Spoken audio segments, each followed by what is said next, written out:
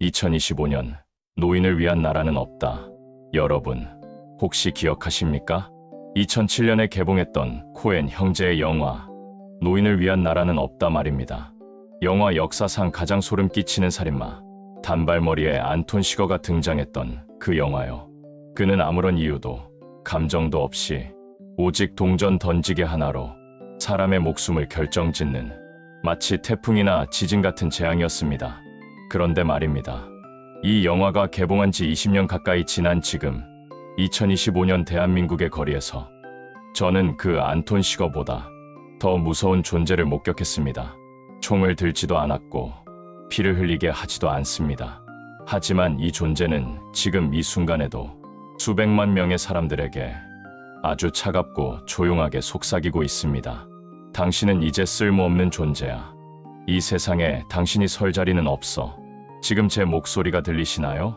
오늘 제가 들려드릴 이야기는 단순한 영화 리뷰가 아닙니다. 평생을 치열하게 살아온 우리 부모님, 그리고 머지않은 미래에 저와 여러분이 마주하게 될 생존에 관한 서늘한 기록입니다. 잠시 시간을 거슬러 올라가 보겠습니다. 우리나라의 지난 50년, 그 숨 가빴던 시절을 기억하십니까? 새벽 별을 보고 집을 나서서 캄캄한 밤이 되어야 돌아오던 가장들, 가족을 먹여 살리기 위해, 자식들 공부시키기 위해 거친 손마디가 트고 갈라지도록 일해온 우리 시대의 시니어들, 허허벌판에 공장을 세우고 밤새워 수출품을 만들며 이 나라를 한강의 기적으로 이끌었던 주역들이 바로 그분들입니다. 평생을 성실하게 그리고 정의롭게 살아왔다는 자부심, 그거 하나면 충분하다고 믿었습니다. 그런데 세상이 변했습니다. 너무나 빠르고 비정하게 말이죠. 영화 속 늙은 보안관 벨은 평생 정의를 지켜왔지만 도무지 이해할 수 없는 악당 안톤 시거 앞에서 무력감을 느끼며 이렇게 고백합니다. 내가 대적해야 할 상대가 뭔지조차 모르겠어. 내 영혼마저 빼앗길 것 같아. 이 보안관의 한숨이 오늘날 우리 아버지들의 한숨과 겹쳐 들리는 건 저만의 착각일까요? 2025년 서울의 한 햄버거 가게로 옮겨보겠습니다. 여기 깔끔한 정장을 입은 70대 신사 한 분이 서 계십니다. 평생 사회의 존경을 받으며 살아오신 분일지도 모릅니다. 하지만 지금 그분은 거대한 기계, 키오스크 앞에 멈춰 섰습니다. 화면은 화려하게 번쩍이며 재촉합니다. 매장에서 드시겠습니까? 포인트 적립하시겠습니까? 메뉴를 선택해주세요. 글씨는 깨알같고 영어로 된 메뉴, 이름은 낯설기만 합니다. 뒤를 돌아보니 젊은 사람들이 길게 줄을 서 있네요. 무언의 압박이 뒤통수를 따갑게 때립니다.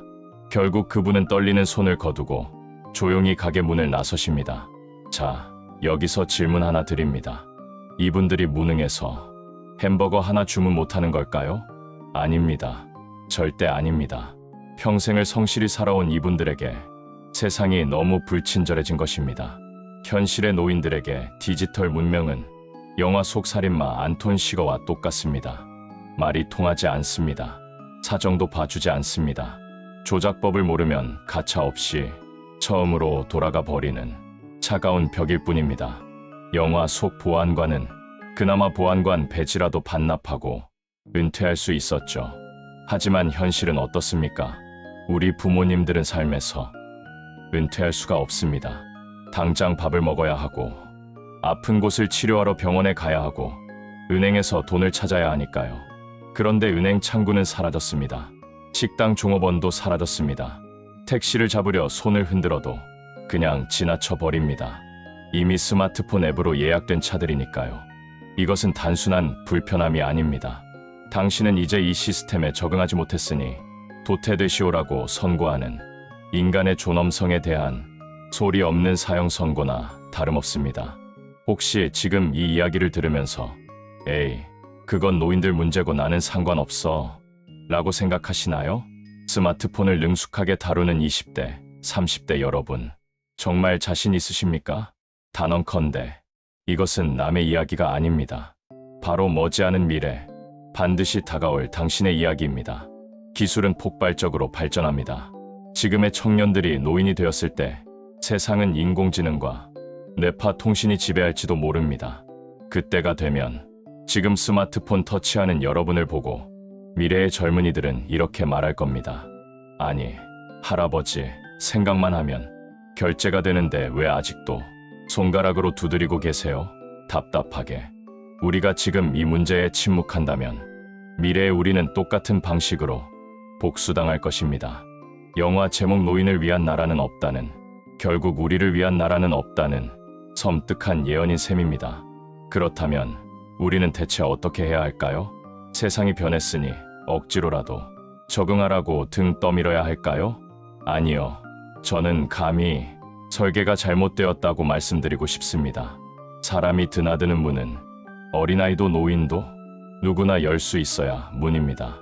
지금의 디지털 세상이라는 문은 너무 무겁고 복잡하게 설계되어 있습니다. 해결책은 멀리 있지 않습니다.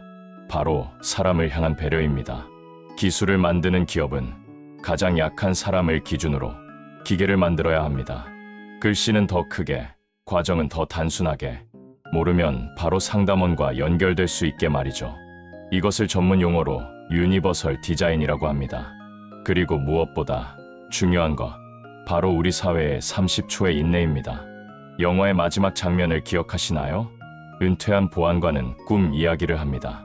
아버지가 춥고 어두운 산길을 먼저 올라가 불을 지피고 자기를 기다리고 있을 거라는 꿈. 세상은 춥고 어둡지만 어딘가에는 따뜻한 불을 밝히고 기다려주는 존재가 있다는 믿음. 그것이 그를, 그리고 우리를 살아가게 합니다. 우리 사회가 바로 그 불이 되어야 하지 않을까요?